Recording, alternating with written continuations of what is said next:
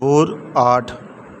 اے خداوند ہمارے رب، تیرا نام تمام زمین پر کیسا بزرگ ہے۔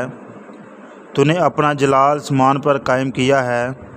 تو نے اپنے مخالفوں کے سبب سے بچوں اور شیرخوروں کے منہ سے قدرت کو قائم کیا، تاکہ تو دشمن اور انتقام لینے والوں کو خاموش کر دے۔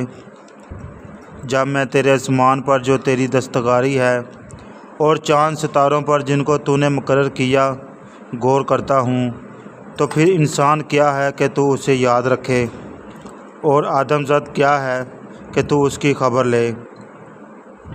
کیوں نہ کہ تو نے اسے خدا سے کچھ ہی کمتر بنایا ہے، اور جلال اور شوکت سے اسے تاجدار کرتا ہے۔